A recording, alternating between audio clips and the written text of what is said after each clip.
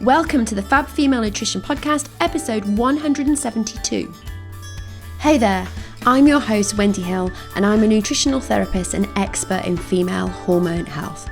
I specialise in helping women gain confidence and understanding their bodies, allowing them to shine. This podcast allows me to share the knowledge I've built up, along with bringing you guest experts to support you in your journey. Hello guys, how are you doing? This is my last solo episode of the year. It is just before Christmas, and I thought a really appropriate podcast for this time of year is helping you beat that Christmas bloat. Beat the Christmas bloat, that's what I meant to say.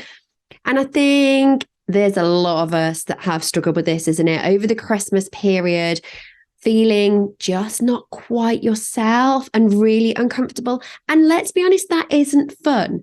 For you, I used to do it for years. If you want to be having a great Christmas where you can enjoy it, spend time with family and friends, but you actually find yourself a few days into the holiday, like not really wanting to get out of bed, feeling a little bit sluggish, can it be the food that you are eating? Now, don't get me wrong. I don't want to be the party pooper. Food is an integral part of this holiday season. And every family, I'm sure, will have certain traditions, certain foods that they eat, certain foods, certain orders that they eat and stuff. And I don't want you to exclude all of those wonderful ingredients.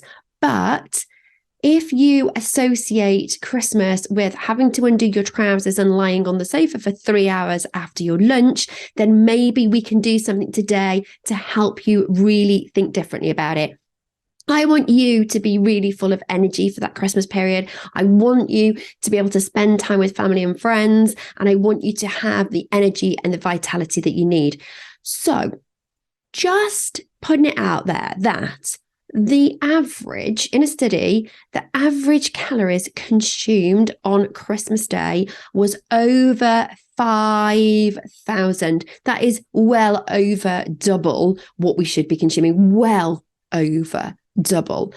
And I think it's not just that large quantity. If it was just the one day and it was a large quantity, your body can kind of deal with that. It isn't a huge issue, but it's the quality and how you are eating on Christmas Day. If you are thinking now about Christmas Day and how you eat, do you get up, open your presents, maybe you get a bit of chocolate in there? So you'll have a little chocolate to taste it because it's really nice and it's a treat. And perhaps you might have, for the drink first thing in the morning, you might have hot chocolate, you might have Bucks Fizz, whatever it is that you're drinking. I'm guessing it's probably not your normal hot water and lemon that you have on a normal morning. So you might have something a little bit more indulgent. So you've already started eating before you've had breakfast. And then, if you're like my family, the tradition on Christmas morning is to have a bacon bagel. So I've already started by having a chocolate, a bacon bagel, and a glass of champagne or Bucks Fizz. So the most kind of colour that I've had in my diet is a tiny little bit of orange juice. And I've probably already got to about 10 o'clock. No colour, nothing in there, nothing healthy, no fibre, no nutrients, haven't really fed my body at all because we're talking a white muffin, processed muffin and a little bit of bacon. Okay, the bacon's got some protein in it because it's going to be decent bacon, but that's about it. And then we go in the kitchen and we start cooking and we're tasting things. And I've probably eaten half a Christmas dinner by the time I've actually dished it all out. We have that ginormous dinner and dessert. And then suddenly it's time for the evening meal. It's time for the buffet, Christmas Day buffet. And then Boxing Day, you do it all over again because you go to another family member's house and suddenly you're constantly eating. There's the nuts that you eat. Oh, I'll have a few nuts there, good for me. Another bit of chocolate. And oh my goodness me, is your head already exploding with all this? But that is what you are doing to your digestive system, is you are absolutely constantly eating. And I talk a little bit about this on podcast episode 171. So if you haven't listened to that, then go back and listen on your podcast provider or check out the website hillstart.me.uk/171. And I talk about the digestive system and why it's really important not to be constantly eating. So I'm not necessarily going to talk about that today, but that really drives the issue that we have over the holiday period, is because food is there and it's available and we are eating constantly is one of the first problems. The other one, I want you to really think about what you are putting in your body. So if you expect your body to perform, you need to put the right kind of fuel in it. And if you suddenly go from what you are normally eating to a beige diet, it's going to get upset. If you normally have porridge for breakfast, if you normally have a salad for lunch and you have some salmon and vegetables for your evening meal, and you've suddenly swapped that for a bacon muffin with a glass of champagne, a full roast dinner with all the trimmings, which is basically what Christmas Day dinner is, but with extra trimmings, and a dessert, and then a buffet with bread and cheese and pickles and more cheese and a dessert and some cream. If you're putting all that into your digestive system and you don't normally eat like that, can you understand why it might get a little bit unbalanced? Because you quite simply aren't giving it all of the wonderful fiber that you would normally give it and all of the lovely nutrients. So for this holiday season, I really want you to step back a little bit and not say, I can't have those lovely foods I would have normally, but how can I make them more like what I would eat normally and kinder to my digestive system? Am I just quite simply eating too much? So instead of having that huge slice of cake and a dessert, do I just have one or the other? Could I have less cheese on my plate and more salad? So I'm still having the cheese, but I'm just having a little tiny bit. Can I make sure I'm getting plenty of fiber? Do I start the day well? So my bacon muffin, for example, what if I made it into a BLT?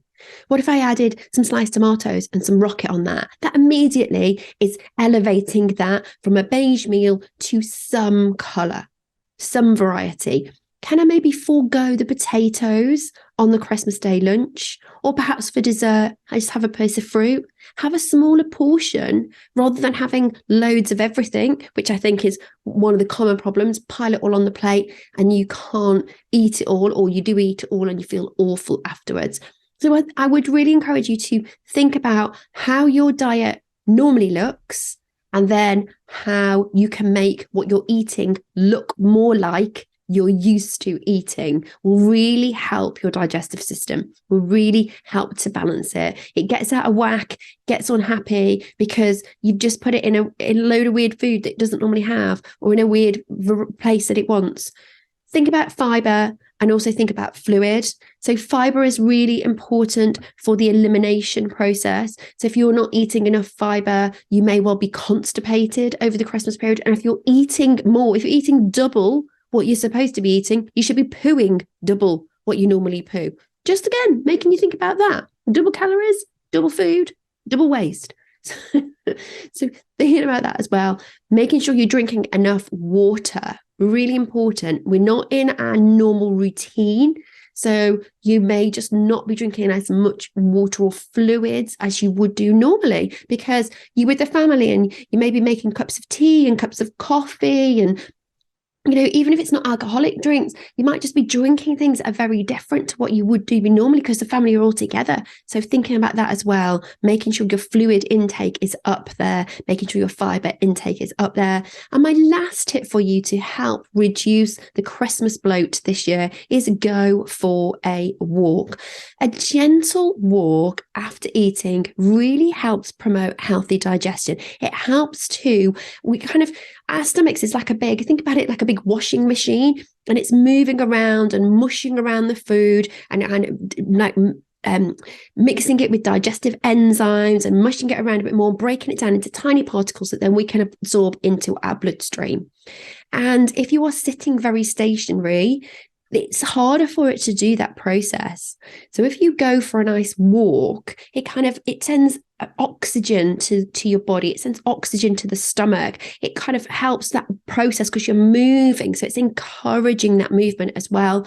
And it also helps with elimination. So it helps with bowel function. So again, if you're not finding that you're having your bowel operating as it would do normally. Again, because you often put it down to the fact that, well, it's slightly different because I would normally get up and have a drink and have a breakfast and I have this routine and I'm out of my routine. So therefore my bowel is out of its routine. Yes, it is. But also it's because what you're putting into it is not normal routine. So going for a walk can really help with bowel function. Also, walking outside, being in nature helps activate serotonin. Now, serotonin is a healthy, a happy hormone. Serotonin is a happy hormone, but also serotonin can also help with that bowel function as well. So it can stimulate a better bowel function. So lots of reasons to go out for a walk. Oh, and if you need another reason, how about the fact that you're burning some of those calories? Because we've kind of eaten too many, haven't we? So I hope that gives you a few tips this holiday season. I don't want to be the party pooper, but if you really want to have the energy throughout Christmas and New Year, so many people I speak to get to New Year and are so exhausted they can't go out. Make sure that your food is closer to the food that you're eating, that you don't eat too much, that you have nice gaps between your meals, and you go for a nice walk. Simple, easy tips. So that's my last solo episode for this year. I have got an interview for you next week and we're talking about sugar. So it's another appropriate one for this time of year with Jen Eden. But thank you for joining me. Have a wonderful holiday season. Whatever you are celebrating, however you celebrate, please enjoy it. And I will talk to you again next week. Thank you for watching this excerpt of this week's Fab Female Nutrition podcast. If you'd like to listen to the full episode, then the link is in the notes below.